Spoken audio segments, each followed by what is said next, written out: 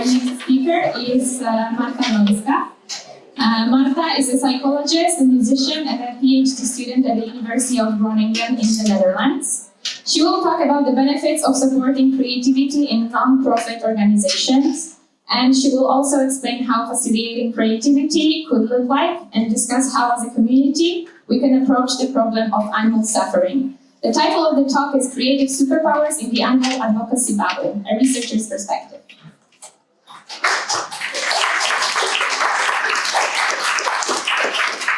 Hi everyone. So I'll be talking about the creative superpowers, but before I begin, I want to show you something. Does it work or not? Okay. So this is my office, and I want to point out 3 things here. Oops. So this is a puppy mascot. There is a container from Chocolate Frog, already empty. And somewhere there, you need to trust me on that, there is a bird's nest, which was really fun to watch during spring when parents kept bringing their offspring different stuff to this nest. But why am I telling you this, actually?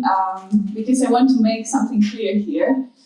So since we have so many amazing speakers at this conference with tremendous experience in animal advocacy and great achievements, I just want to say that I'm not one of those because I'm just a researcher. I'm doing my PhD in the Netherlands. I graduated from psychology in Poland, and 2 years ago I moved to the Netherlands. And I need to say that I really love my job, but there is just one thing about it that I don't like. And this is that, by definition, it's not about implementing the findings from research to practice.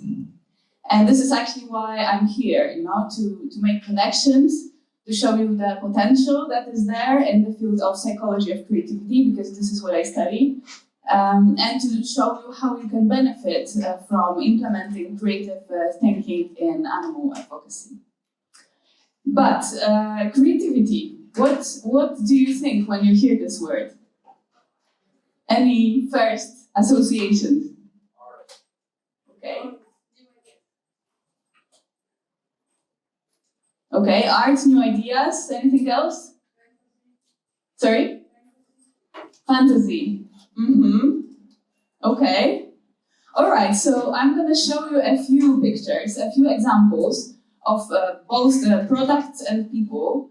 And your task will be to raise your hand if you think that a given example is creative. All right, just raise your hand if you think that's creative.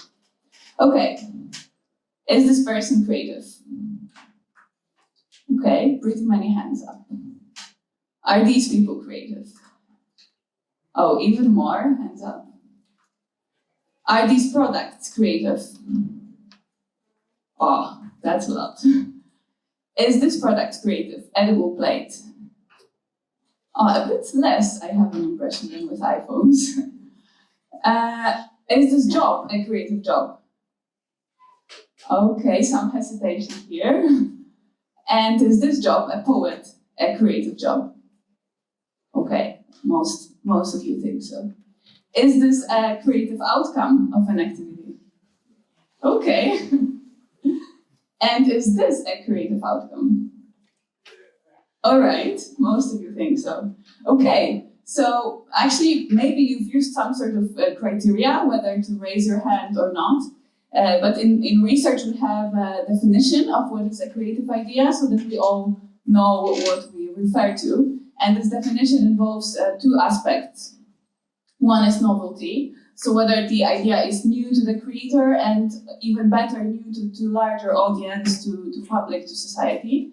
And the other aspect is usefulness. So it's basically whether the idea works, whether it can be implemented. And just to give you some examples from animal advocacy, an idea which is low on usefulness and low on novelty would be something like vandalizing a butcher shop. This is nothing new and probably doesn't have a lot of impact. And then idea which is high on novelty but low on usefulness would be sending all farmed animals to a sanctuary on the moon, for example. Probably no one has thought of it before, but well, I mean, there is no oxygen on the moon, right? An idea with high usefulness but low novelty, I would say, would be donating to an effective charity. Donating was done throughout the ages, so this is not really new, but potentially highly influential. And then, finally, an idea which is both high on novelty and high on usefulness. So the creative idea, in my opinion, would be something like growing meat without animals. This is a pretty new idea, I guess, and it has a lot of potential impact. And so here I want you to keep in mind that creativity is neither about crazy, weird ideas which cannot be implemented, nor it is about repeatedly using the same old methods, but it's really about coming up with new and useful ideas.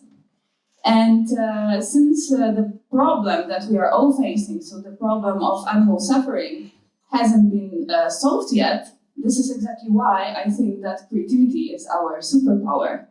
Because creative thinking just opens up this endless set of opportunities, and we can come up with endless ideas of how to approach this problem. So that's why I think we should really use it as our superpower. Okay, and speaking of the problem, I guess we all have this common aim, which is to, reduce animal suffering or injustice or killing. And if this was achieved, that would be a tremendous historical global change, something really, really big. So we can call this sort of achievement a big C, creativity. But there is one problem with this big C, creativity, that it's actually big. So we don't know when it will happen, will it be even in our lifetime? We don't know how exactly to make it, which exactly factors will contribute to this.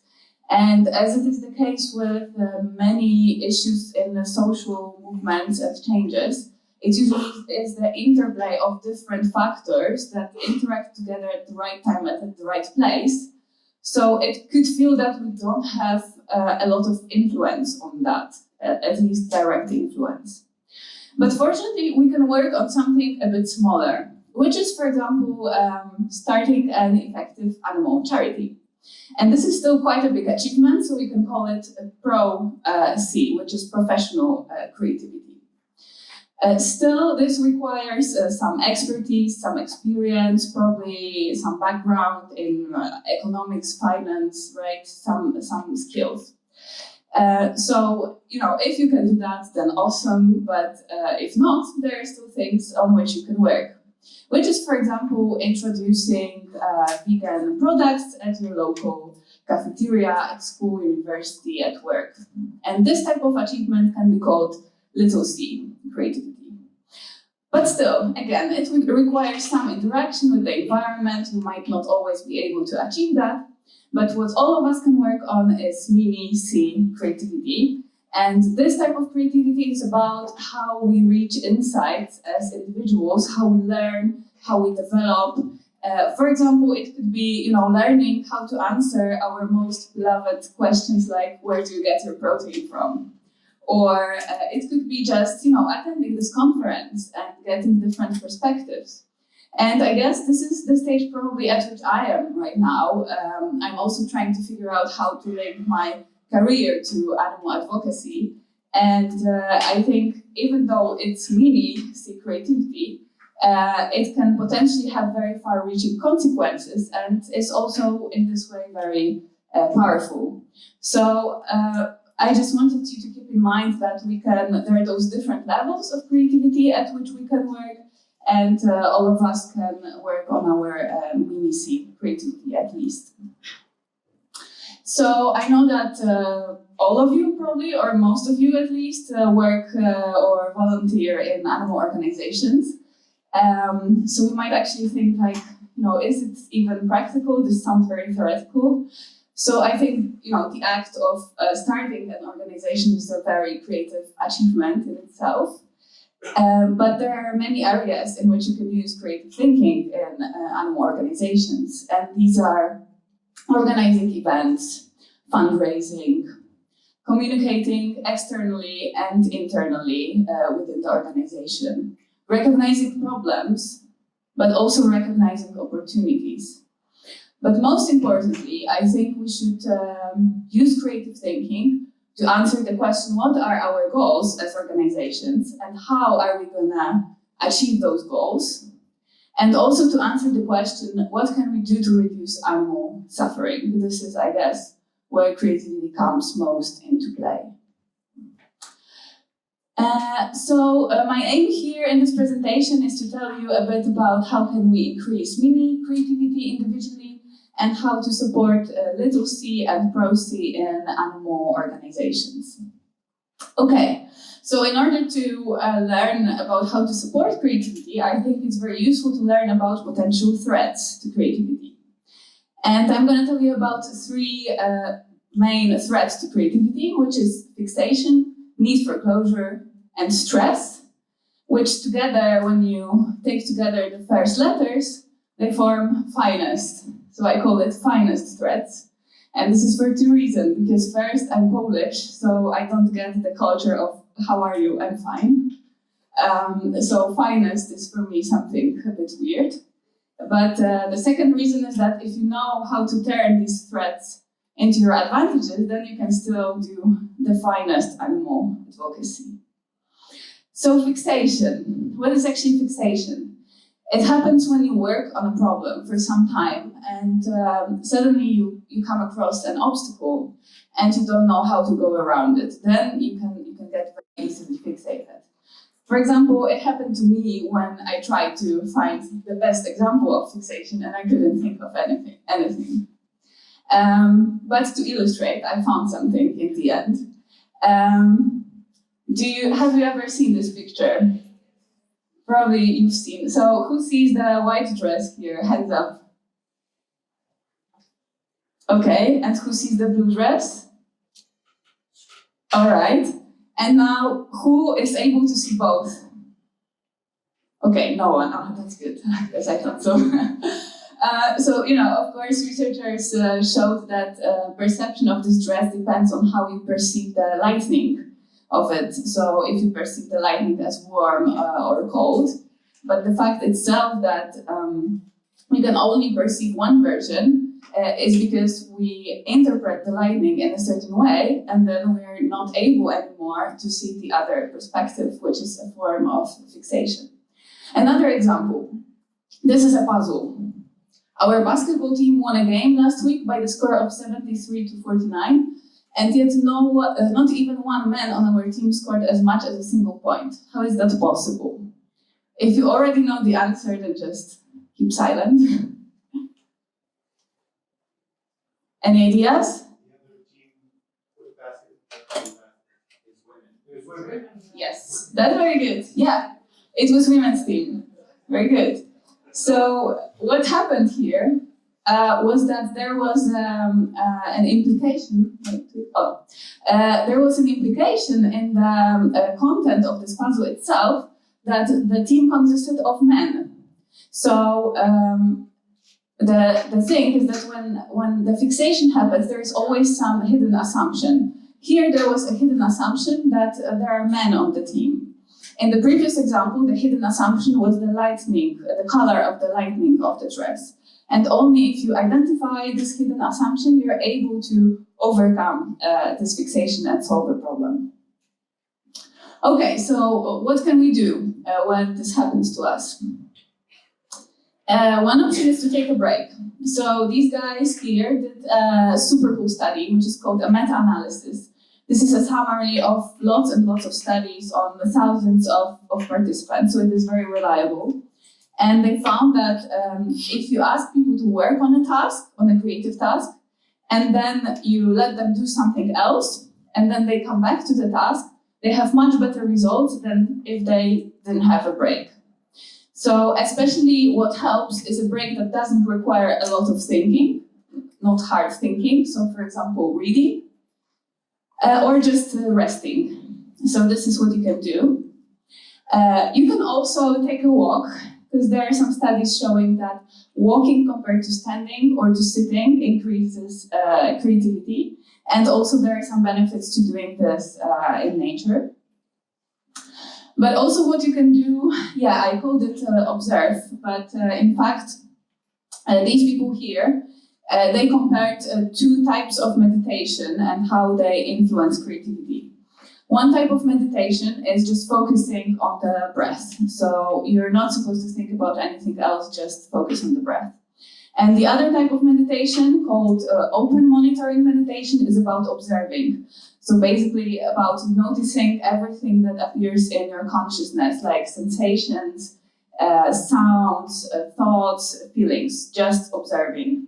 And they actually found that this observing type of meditation compared to focusing or no meditation increases creativity. And from my personal experience, for this observing type of meditation, I can recommend you this waking up course. It's a mobile app.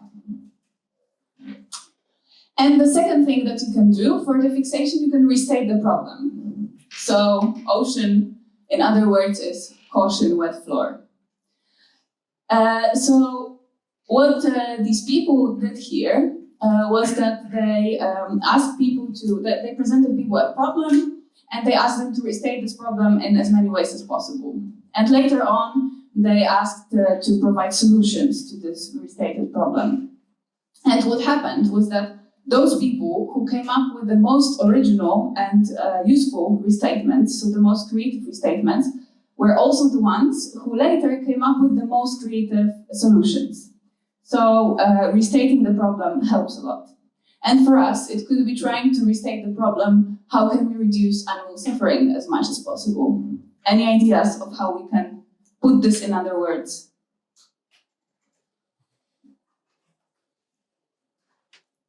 We could say improve well-being of animals, right? Or we could say change people's minds about animals, change the conditions for animals. We can try to restate it, in as many ways as possible, which can give us some insights, hopefully, about the problem, and it can help us to come up with better solutions. All right, so the second threat from finest is need for closure. And here I'm going to read you some statements, and what I ask you to do is to think for yourself. You don't need to raise hands, just to think for yourself, how much do you identify yourself with each of these statements? I don't like situations that are uncertain. I do not usually consult many different opinions before forming my own view. I enjoy having a clear and structured mode of life. I don't like to go into a situation without knowing what I can expect from it. When I am confronted with a problem, I'm dying to reach a solution very quickly. So people who agree with most of these statements, they have this high need for closure. What it means? So high need for closure means that you feel uncomfortable with ambiguity, so you don't like when it's like neither yes or no, but something in between. Then those people with high need for closure are a bit closed-minded. They prefer order and structure, so they don't like chaos. They don't feel comfortable with unpredictability, and they have this urgent desire to reach decisions, to get answers as fast as possible. So this need for closure can be both a trait, so some people have high need for closure, other people have low need for closure, or are in between, of course. And it can be also a state in a situation. So for example, when there is time pressure, your need for closure gets higher.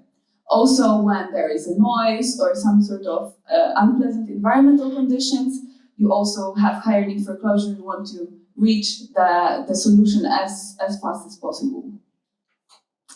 And what was found was that a high need for closure relates to lower creativity. And why is it the case? So probably it's the case because people who have high need for closure, they like to seize the first solution that comes to their mind and freeze it, so to keep it as much as possible, because this helps them to reduce uncertainty. And yeah, exactly, uncertainty is the other thing. So when you solve creative problems, you don't always know whether you're going into the right direction. You need to experiment a lot. You're not sure if your ideas will be very efficient sometimes, so you need to embrace this uncertainty, which is pretty tough when you have high need for closure. So what you can do actually, you can provide structure. And this is a study done by, this is my PhD supervisor. What they did, they asked people first to answer some questions, like I told you in the beginning. They asked them questions about preference for order and structure. And then they asked people to make a creative drawing of an alien creature. And what they did, they divided people in two groups. One group received step-by-step instructions. So first provide a general framework, then add the key features, then as a third step, provide more detailed features, and as a fourth step, just finish the drawing, make all the connections.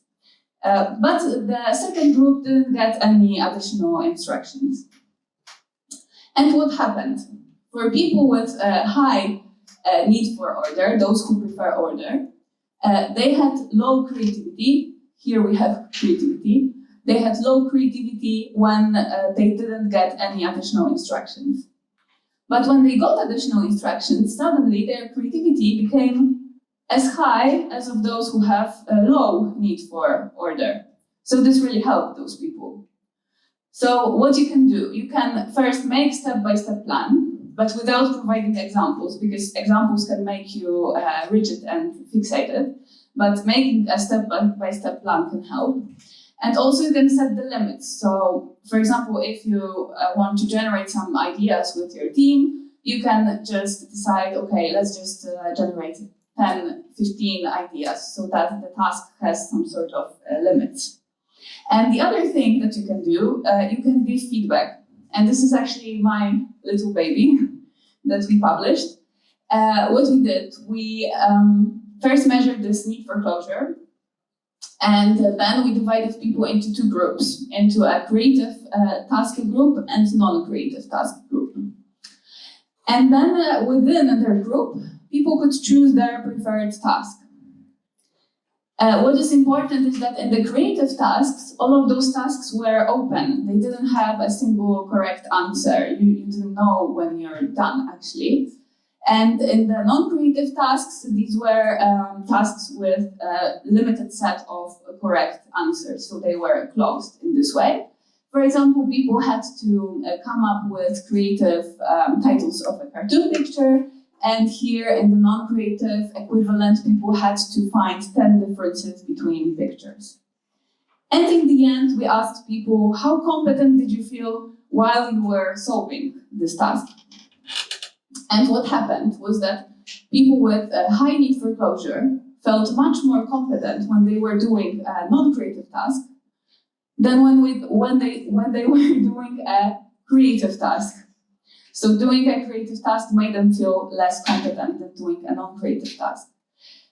And I think that the reason for this is that indeed when you're doing something creative, solving a complex problem, you basically don't know when you're done. You can't so easily check this task off your list because it's so complex. But if you are doing those less creative tasks, like, I don't know, making a budget summary or something that has this single correct answer, you know when you're finished, more or less, and you can check this task off the list. So what I think could be helpful is to give some feedback or ask for feedback on the task progress. So to try to estimate where are you in this creative problem solving. And the other thing is that you can help people in setting the direction of creative problem solving, which might increase those feelings of competence. All right, so the last threat to creativity from the finest, which is stress. So I found a very interesting article on Dodo about how animal lovers avoid getting totally depressed. And certainly they do have reasons to get very depressed. And actually at this year's edition of the Convention of American Psychological Association, like the biggest US psychological association, there was a talk about stress in animal advocacy. And the stressors are many indeed. So it's facing animal cruelty, it's also facing aggression and criticism from animal industry. It can be also just basically feeling excluded because of opposing the social norms. And it can be also feeling pretty helpless and out of control because we don't have control over anything.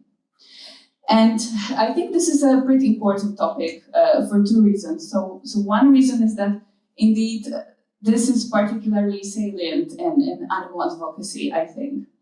But the second reason why it's important is because now there is more and more discussion about the reasons for which we do animal advocacy, and specifically that we shouldn't do animal advocacy only to reduce our negative feelings. And what I've read in this Dodo article was that one guy said that the best way to not to get depressed was to go out and stand in front of the circus and talk to passersby about animals and so on, which sounded as if that person tried to reduce their negative feelings by doing animal advocacy. And I think that these are two separate goals. So one goal, I think, should be to take care of oneself, and you can find different means, different ways of doing that. And the other goal, I think, should be to help animals. And those means to both of these goals, the means that is common for taking care of yourself and for animal advocacy is not necessarily the best way, the most efficient way. So I think we should just choose the most efficient way of not getting depressed and the most efficient way of helping animals, and treat these two things separately. But why am I talking about this at all? Because again, there was this super big study, a meta-analysis done by these guys, in which they looked into how stressors affect creativity. And they found that they actually distinguished two types of stressors. One was social evaluation. So basically this is what I am experiencing now, right? You are judging me probably, you are comparing me maybe to other presenters. And the other type was lack of control. So experiencing some unpleasant situation without being able to control it or to decrease it.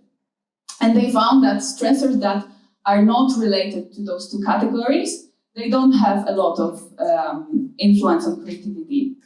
But especially lack of control or more than one stressor decrease creativity tremendously. These are really, really big effect sizes for the psychology field.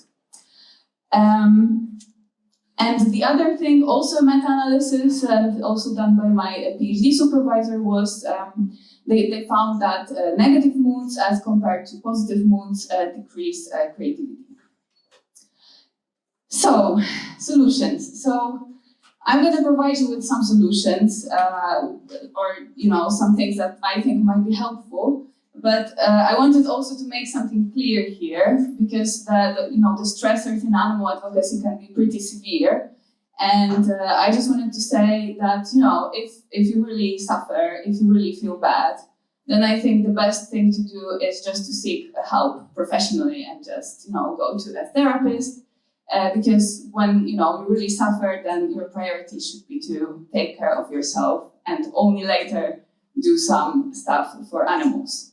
But if we talk about mild, let's say, negative states, there are some ways of dealing with that. And I really like this model, which shows some sort of stressor. Actually, the first thing that we do when there is a situation, we evaluate whether it's relevant.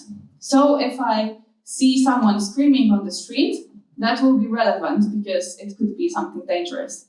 But if I see someone screaming a song at a rock concert, well, then I'm not gonna pay attention because, that's normal at rock concerts.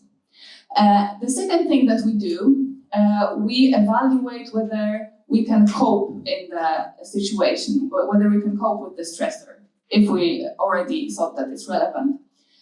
If we decide that we can cope with the stressor, we perceive it as a challenge. But if we decide that we cannot cope with it, we perceive it as a threat. So when you perceive the stressor as a challenge, then you expect a success, right? So you're open for opportunities, and this leads you to be more flexible. You are able to come up with ideas from different categories, to see different perspectives, and this helps you to be creative. But when you see the stressor as a threat, then you expect a failure, and you see potential losses. You try to avoid these losses, and this makes you very rigid. It's very hard for you then to think about anything creative. So threat decreases your flexibility, but it can still lead to creativity through something that is called persistence. And this is hard work, this is putting a lot of effort. Then you are coming up with ideas that are very similar, so it's hard to come up with something original, but this still can lead to creativity. Now, the question, how can we have more challenges than threats? We can increase the resources. And these can be either physical resources, like time, money, or, I don't know, nice working space. But these could be also emotional resources, like emotional support from friends. Also the feeling that you have a lot of autonomy in what you are doing at your work, for example, so that you can choose the ways in which you're working, that you can express yourself. These are some potential resources. But still, it could be that we perceive the stressor as a threat. And then actually it's still not clear whether it will lead to creativity, because persistence requires a lot of work, and people prefer to keep their resources, right? People don't like to get tired, and that's normal. So what we can do to make sure that threat could still lead to some creativity? We can increase commitment. And there can be many different ways. We can just discuss the problem together. We can try to structure the task again, make a plan, and so on. But something that can be quite useful is to actually reward for creativity.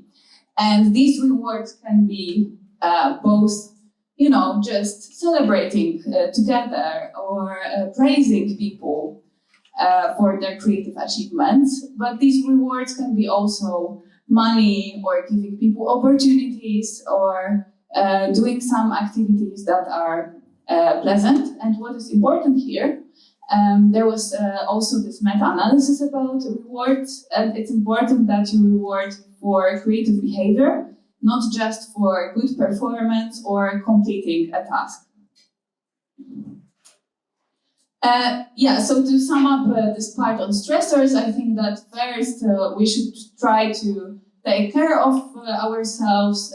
Only then we can think creatively, and we can come up with different means or ways of helping animals. This is how I think this could work well.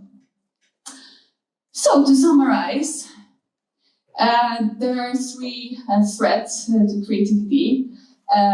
Fixation, need for closure, and stress, finest. For fixation, I suggest you take a break, go for a walk, or try some observing meditation, or you can try to restate the problem in many different ways. For need for closure, you can try to, if you, for example, lead a team, you can try to provide structure, or you can just ask others to help you with getting some structure, and you can give feedback on how is something going. And for stress, you can try to get some resources, some support, and you can also support commitment, for example, reward for creativity. So I think if we want to make as much progress as possible as animal advocacy movement, we should increase individual mini-C and support little and pro-C in animal organizations. And we can just hope for the big C that it will come sooner or later. Just to be clear, I think while we should generate new creative interventions, I think it's equally important to evaluate this intervention. So I think we should be in this kind of constant cycle of generating, evaluating, and based on these evaluations, coming up with something even better that will help us even more. And to have something nice for the end, I found this quote in the article from the Dodo. It's from the executive director of the Humane League. And I thought, it's not optimistic, but it's really powerful. So I'm just going to read it out. One of the best ways to keep motivated is to focus on and celebrate victories. We all know that there is a lot to be sad and frustrated about, but there is also a lot of progress being made every year for animals. When one thinks of the incredible strides that we are making in meat reduction, the new laws that protect animals, and the talented young people who are being drawn into the movement, it's hard to be pessimistic. That's the last slide. If you like the topic, if you're interested in creativity, I've just recently started a blog. It's called Bullshit Free Creativity. So maybe you want to check that out. I'm also on Facebook and Instagram, and I'm usually tweeting from conferences, the hottest news about creativity. So thank you so much.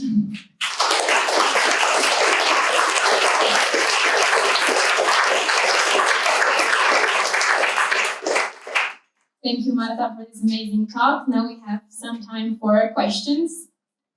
So who would like to start? Okay.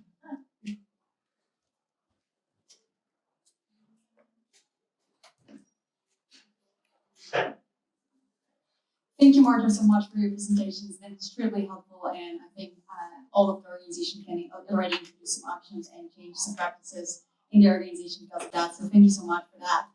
And I have a question about the pressure creativity model. I think it's just packed with important information and very interesting information that I can draw action from. And I'm wondering how generalizable it is to order like outcomes that we might care about, not only about creativity, but for example, also about like productivity and other aspects of our work. Yeah, I don't have a microphone, but do you hear me? Yeah, I think it's pretty generalizable. So the thing is that this distinction between threat and challenge, they took this from the very basic theory about stress from a guy called Lazarus, that's one of the classical psychologists. I don't know exactly about research showing the effects on, performance or well-being, but this basic distinction between the threat and a challenge is definitely generalizable. Yeah.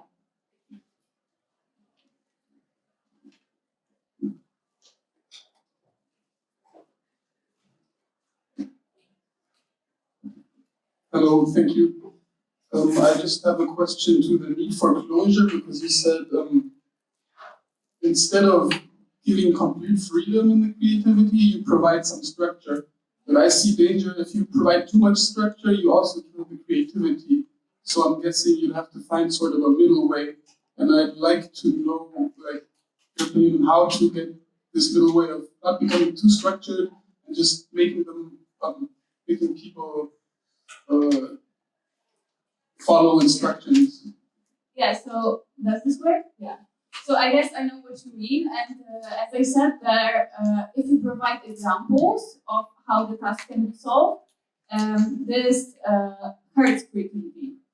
So I think what you should avoid is providing like examples of solutions, but providing structure didn't have this bad effect in that study. But what I think is important is just to, tailor the intervention to the situation and to the person which is there. So you just need to try out, different things and see what works. Like try to provide a bit less, a bit more. Okay, anybody else?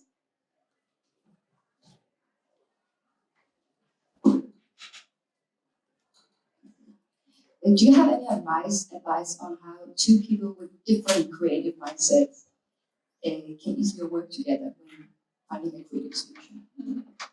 Well, so yeah, this might be problematic, I guess. I'm not sure what you mean, but maybe it could be that if one person can very easily generate creative ideas and the other is not so eager to do that, there might be some sort of conflict or misunderstanding. Yeah. Actually, there is one thread in research about how disagreeing influences creativity, and specifically in a situation in which you have a group of people, and in that group, one person has an opposing view. So it could be that this person is, I don't know, opposing to creativity. And there are some studies showing that this actually helps creativity, because if one person disagrees, then automatically the whole group is forced to take different perspectives and to just think about different things. But again, I would say like it would be good to see individually why is this person opposing creativity? You know, maybe there is some reason. Okay. Yeah, somebody? If not, then Marta, thank you again for the amazing talk. Definitely go follow Marta on the social media, and now we're gonna have a lunch break. Thank you.